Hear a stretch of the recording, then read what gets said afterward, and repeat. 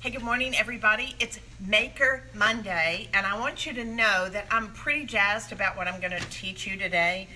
I love making art. While I see decorating my home as an art form, I love painting furniture, but I love creating original art. And even more than that, I love teaching people how to create their own original art. There's something that's incredibly exciting and a transformation in a sense when I can teach someone that they don't have to be artistic. You don't have to be able to draw people or dogs or whatever. You can learn composition and you can learn the processes of textures and things to be able to create beautiful abstract art. And then you can incorporate some of our stencils if you want to add words, scripture verses, sayings, any of that type thing on top of it. So I want to show you, this is an example. This isn't what you're going to do exactly, but I want to show you an example of some of the artwork that I'm going to be showing you today, and as well as more of an abstract with some black and white plaster and some gray plaster. So these are just showing you some examples of what other people have done and how easy they were. And as always, we've put together a bundle for you to make it inexpensive. One of my biggest issues with the fact that when you get ready and you want to be able to do a project is that you're going to have to spend a fortune. We make it easy for you. We put it together in a little bundle, so then that way you've got what you need besides a couple of tools that I'll go over with you in just a minute in order to be able to do it. So my goal is that we can start you small, and then as you learn and build on the skill level of being able to make your own plaster art, then you're going to want to go larger. As you can tell, my hands are covered in plaster. I've been playing in plaster this morning, and I really am excited about showing you this because it's a lot of fun, and then hopefully you'll learn and build your confidence with your skill level, and that's going to allow you to be able to do larger scale things. So I want to show you this.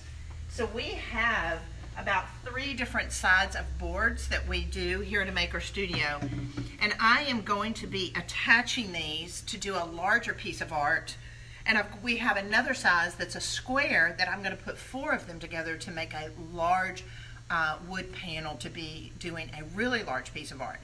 You know, and here's the thing, building and learning this skill, you may decide to open up an Etsy shop.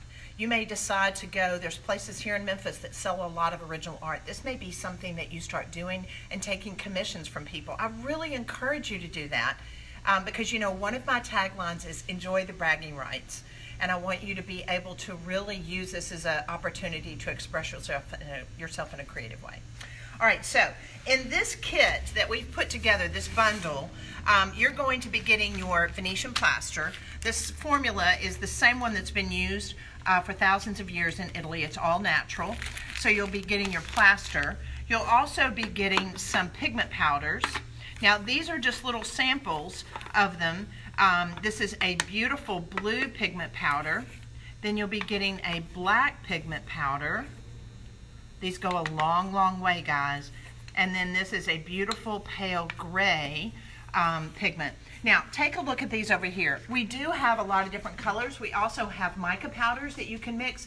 These are the types of product that you're going to need when you're going to be wanting to really expound on doing plaster art.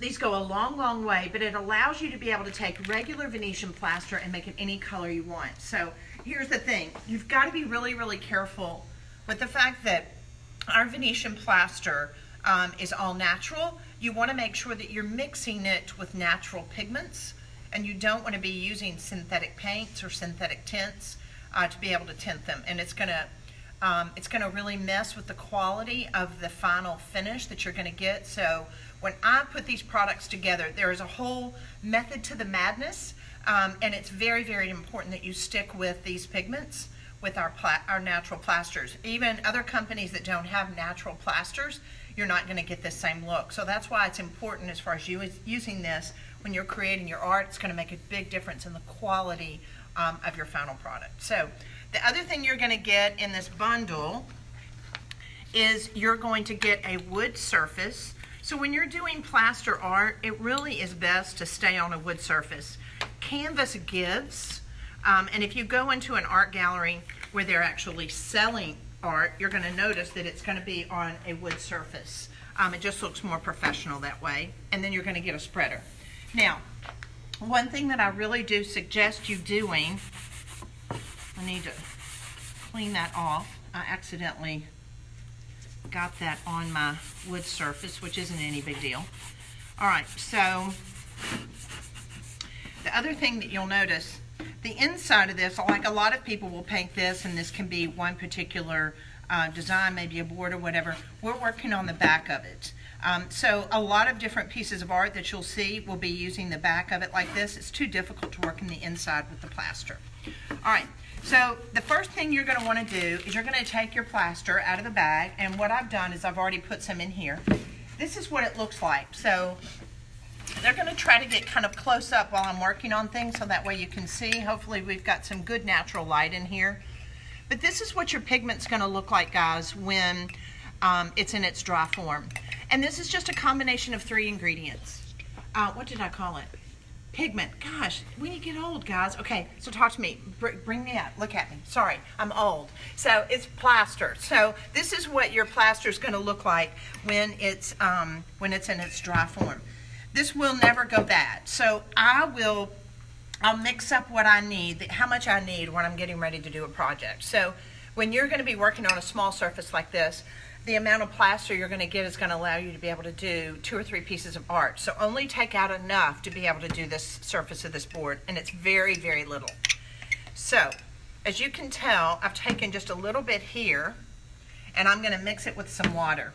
So as a rule, I will add a little bit of warm tap water. Very, very important. Don't go with cool tap water because it's going to have a tendency to not mix as well. So you want to do 1 part water to 1 part plaster. And usually what I'll do is I'll try to mix it just a little bit at a time and make it about the consistency of sour cream. So it's a lot like cooking. So like I'll make it into a paste like this first. I won't add as much water. And then I'm going to add just a little bit more water until gradually I start mixing it and getting it to the consistency that I want. All right, so now if you're catching us live, please send me some love. Let me know where you're from, and tell me if you love being creative, if you've ever done anything with our plasters before. We definitely want you sharing. So here's the deal.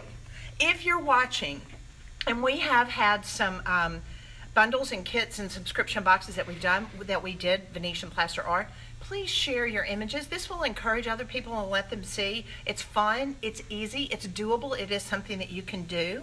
And I promise, being able to watch this, the good thing is we're on Facebook Live, so you can watch this in perpetuity, meaning again and again and again forever. It's a sad thing to think about having to listen to me, but at least I'm just trying to be able to teach you how to do this well. Now, one thing I want you to do is, if you can get a close-up on this, this is lumpy. I want you to make sure that as you're working with this, you're going to have to stir this up really well. Sometimes I'll press this to the edge of it, and it's probably even better you use a metal spoon. I don't have any around here. Press that against there. Make sure that there's no bumps in here. And I like making it the night before and letting it just kind of sit, and that way the consistency is going to be a lot nicer. All right, so I've got some over here that I've already mixed up prior to us going live.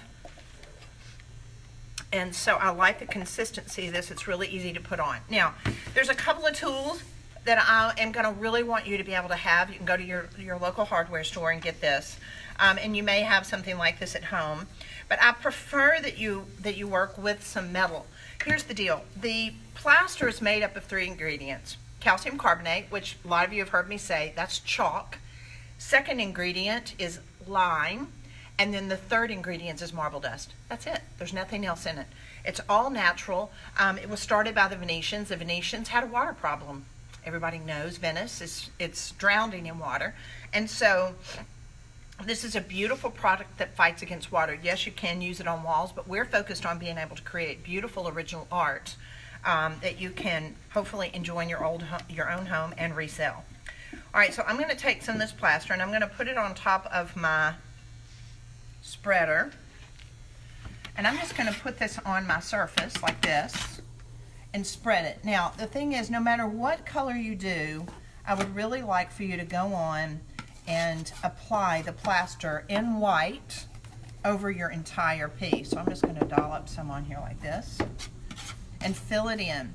I would like for you to fill it in where you have no holidays. Now, a holiday is where there's an area like this to where it's not covered. I want 100% coverage.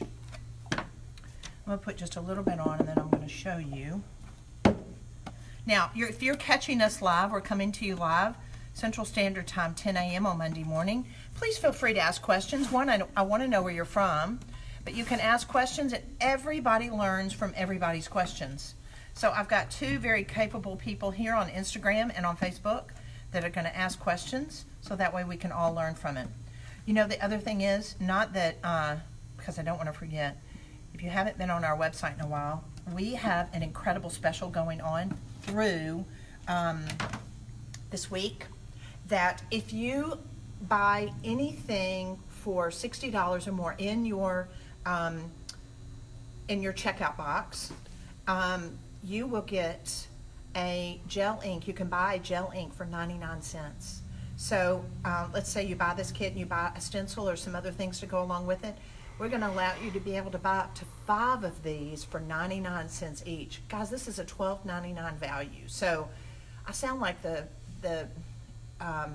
Schwam man or whatever, I don't know, ShamWow man. But I want you to know, I mean, because this is one of the best DIY staple products that you'll have in your DIY pantry.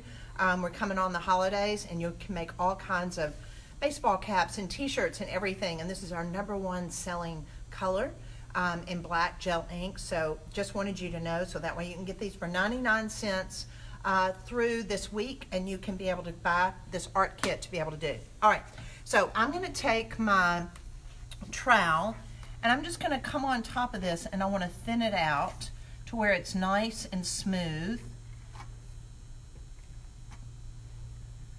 And I want to make sure there are no holidays. So I'm just going to go over that until I'm happy with it.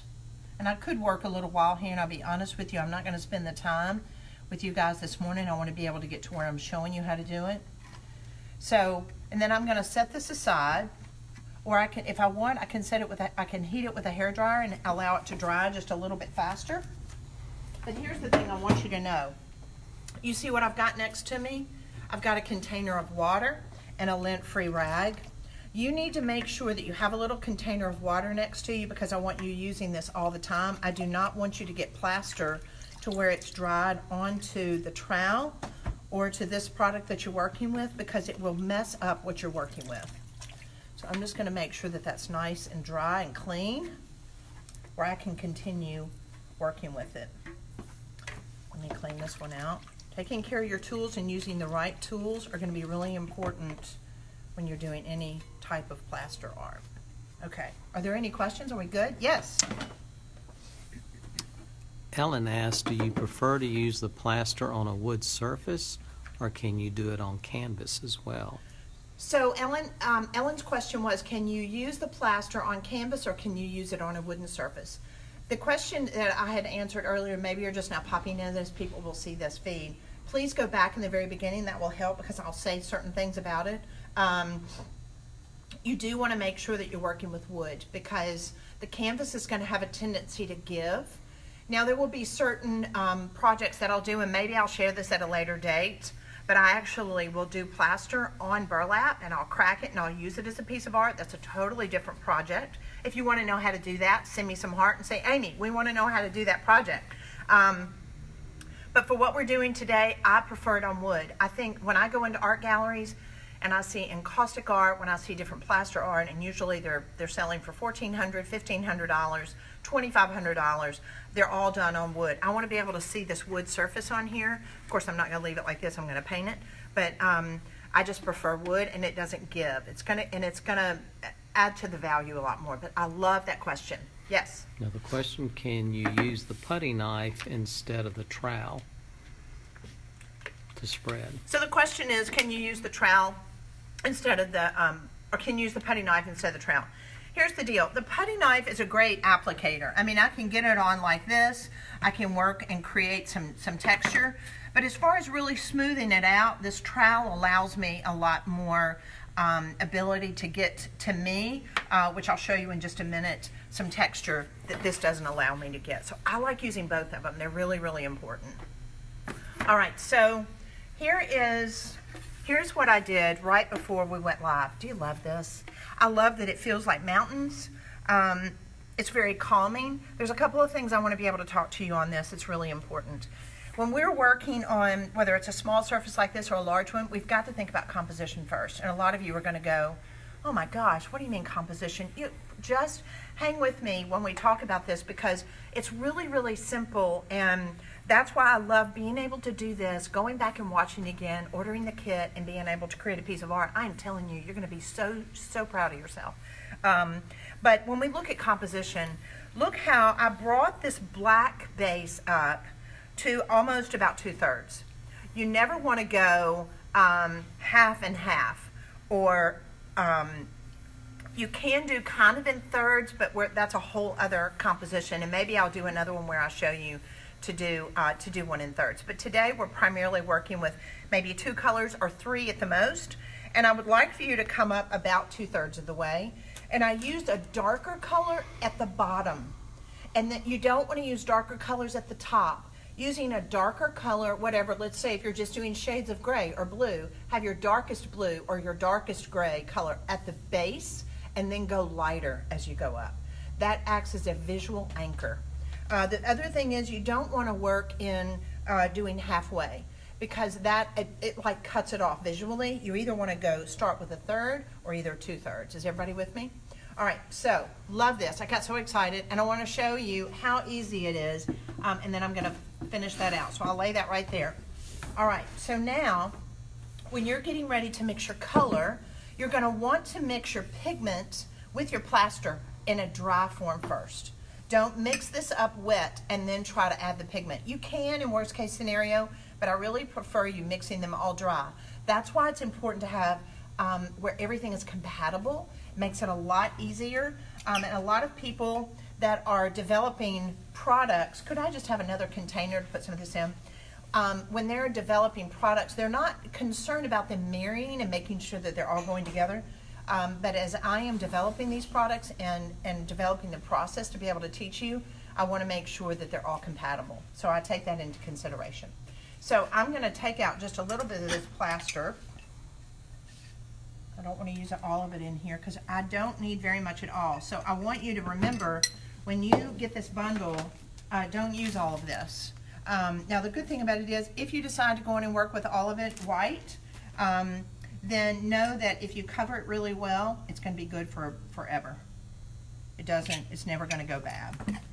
All right, so I'm going to mix some of my pigment in here like this in a dry form with my plaster. This allows me to be able to mix and make any color plaster I want. Let's take a glance really quick again, because some of you may be just tuning in. All these pigment powders, now you'll be getting some in your bundle, but we have pigment powders, guys, that you can mix and make almost any color you want. They're beautiful. And we are going to be adding some brighter colors. Look at that. All right, so now I've just got to make sure that's all mixed in. Sorry for that noise. Now I've got black plaster. Isn't that yummy? Now, I'm going to add some lukewarm water. Remember, if you're just now tuning in, I prefer you not to use cold tap water. It's going to be harder for it to blend. And then I'm going to add a little bit of water. Remember, it's 1 part water, 1 part plaster. Start off with a little bit less in the beginning. That way you can always add more water. So see how I always get it to where it's kind of thick like this? And then I'll add a little bit more and work my way. I would rather you do this than get it runny. All right, can you see that? Is that close enough? All right, so I'm going to continue to add a little bit of water, and I want that to be about the consistency of sour cream. But I've already got some mixed up here. that I want to be able to show you. So I'm going to take, because this is a small container, I'm going to take the spreader and I'm going to put a little bit on here like this. And I'll just add a little bit at the base. Remember I talked about 2/3 of the way. So I'm going to work my way up to about right here. I don't ever want to do halves like that. I could either do 1/3. So I've got some laid down. Now I'm going to come back with my trowel, and I want this to be full coverage. So watch how I'll work horizontally like this. And I'm spreading it out. Now this first coat of plaster is going to take about 45 minutes to an hour to dry. See, holidays, this is, when I talk about holidays, this is a holiday. Those can be desirable. We want to make sure that because we're dealing with black and white, that we don't get too crazy with those though, because it could have a tendency to draw our eye away. I prefer to cover them like this and then come back and pull it out a little bit like that where it's more gray. Now, here's the other thing I want you to notice. Look how I am pressing it in and I'm pulling it, and then I'm kind of burnishing it to the side. If y'all noticing that, look how I'll press it and I'll burnish it. So as I'm doing that, guess what's happening? I'm starting to get a beautiful sheen to this. The molecules of this marble dust, this calcium carbonate, and this lime, that lime, it's alive. And by me activating it with this metal, it's going to start making it to be this beautiful, bright, shiny color. I can burnish this up so it will literally look like marble. Or I can leave it more matte, flat, kind of like this, so it looks gradated. All right? So I'm going to add just a little bit more. Do we have any questions? What will you do with the raw sides of the board? I will come back after I do my artwork and I'll fill it in. So I'll have an option. I can do it either in the white, I can do it in the gray, or I can do it in the black. Sometimes I like doing it in black. And sometimes I'll come back and I'll paint it with the Rescue Restore paint. So I'll show you in just a minute. All right, so look. So I'm going to come up now. I'm going to work my way up.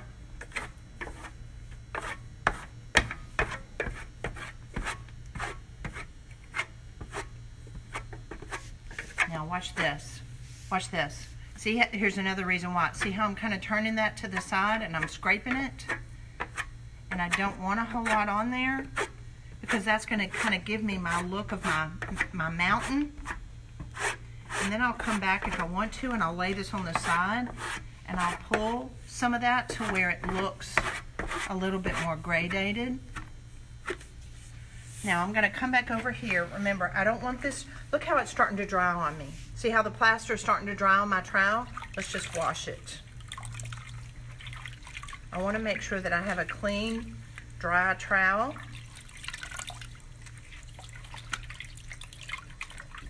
Do y'all like this? So weird. Sometimes I wish there was a way that y'all could talk to me so I know. That's why you have to be able to make comments and ask questions to these people that are doing Instagram and Facebook for me, so that way they can ask me what it is that you want to learn. Yes? How long will the mixed plaster in your dish remain workable in an open container? So the plaster that you've mixed up will be good almost indefinitely. I do want to make sure that that it's closed, airtight, so it would be good to put it in a little Tupperware container so it can stay airtight. And sometimes I'll put a little bit of saran wrap on the top of it, sprinkle a little bit of water, and then close it up, and it's literally good for years. Yes? But in the open container, how long is it workable? If I'm not working with doing my art, I'll take some aluminum foil or saran wrap and I'll cover that up so it's airtight. So you're good probably for 2 or 3 days. If it gets kind of hard, you can come back and add a little bit of water to it, but keep it closed, either with saran wrap or aluminum foil. But in the open state, how long will it last like that?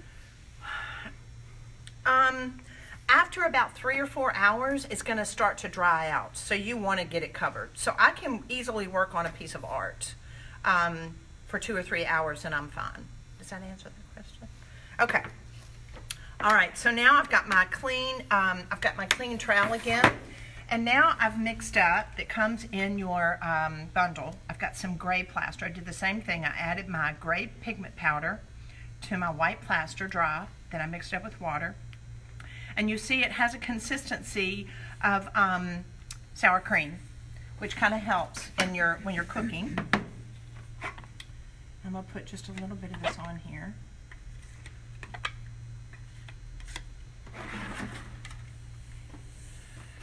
And I'm going to come back, I'm going to add just a little bit of this gray. Now, I'm going to come back. As you see, I'm trying to put it on kind of thin because I want some texture.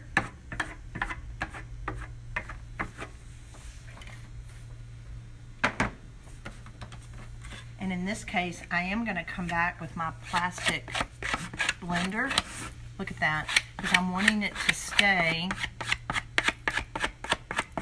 textured. I don't want it to be really nice and smooth. And I'm going to blend it.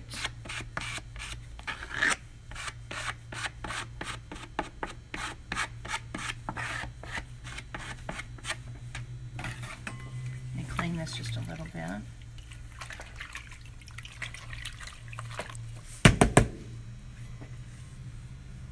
You know, the cool thing about it is when I've worked on large pieces of art like this, you can't ever recreate another piece. I mean, they are their own look. You can create some that will complement one another, but they're never going to look just alike. So you'll notice I'm trying to blend this into this black because I don't want it to be like a solid line, kind of like I did on this one earlier. All right, so I'm going to set this one aside. This one has already kind of dried for me. So you see what I did is I laid in my black plaster. I took it up about 2/3. I laid my trowel down just a little bit, allowing some negative space. I didn't blend it too much. I came back and I wore this just a little bit because I wanted a couple of distress marks because I thought that added a little texture. I added my gray, that medium gray Venetian plaster color here, and blended them in. And now I'm going to come back. Now this is not included in the bundle, but I want to be able to just show you. I love having art like this with my plaster as a background for some words, something very, very simple. So I've chosen this stencil that has blessed, grateful, and thankful. Those are 3 very powerful words. And I'm just going to take the word grateful. If you're not familiar with our stencils, these are adhesive reusable mesh stencils that I can just wash with some water and use over and over again. So I'm going to place this down here. When you're using words on this small piece of art, this is going to be fantastic mixed in a gallery with a lot of other paintings. You could put this on a little easel. I think we've got an acrylic easel over there. Could you grab that for me? I just want to show them. You might even have this. I love these size pieces of art in a collection, maybe on a chest of drawers, maybe against your nightstand, that you can put it on a little acrylic easel, and it looks really fabulous. You don't have to do these small ones hanging on the wall. So I'm gonna lay this down like this, and I'm gonna take our gold metallic chalk art. Now, these spreaders, I like cutting them and making them just a little bit smaller. Won't take very much at all. And I'm just going to lay this down. Now, if you've not worked with these chalk arts and our stencils before, doesn't take much, but you need to press it through that mesh. This is not cut out. There's a lot of detail. This is actually a mesh stencil. It's a lot like doing silkscreen. But I love the fact that somebody, let's say I've had 6-year-olds, 5-year-olds do this and have great success. It's very, very simple. It's just applying it like this, pressing it through. Make sure you don't have too much left over just sitting on top. Press it through the actual stencil. Sometimes I'll take the edge of my spreader like this and lift it up. Make sure that your plaster dries before you do this. And mine may not have dried before I did this. Let me just check.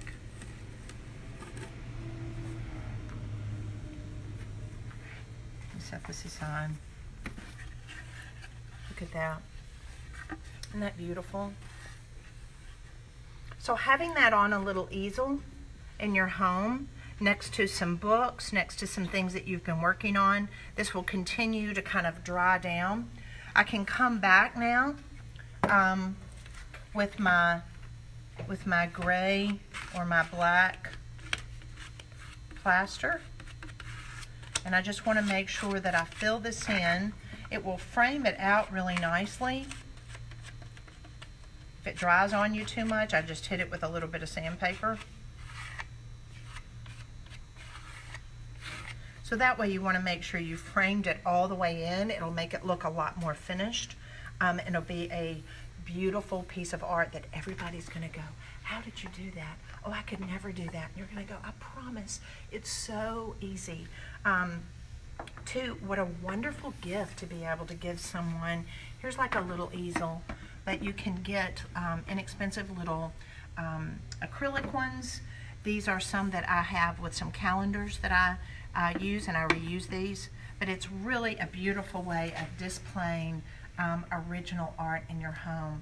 And with this bundle this week, it's only $38 that you can recreate this. That is a great buy. That's a great gift to be able to give someone. So I hope you've enjoyed learning how to be able to use Venetian plaster and our pigments and make your own original plaster art, because guess what, guys? Now it's your turn to enjoy the bragging rights. Have a fantastic week. Bye.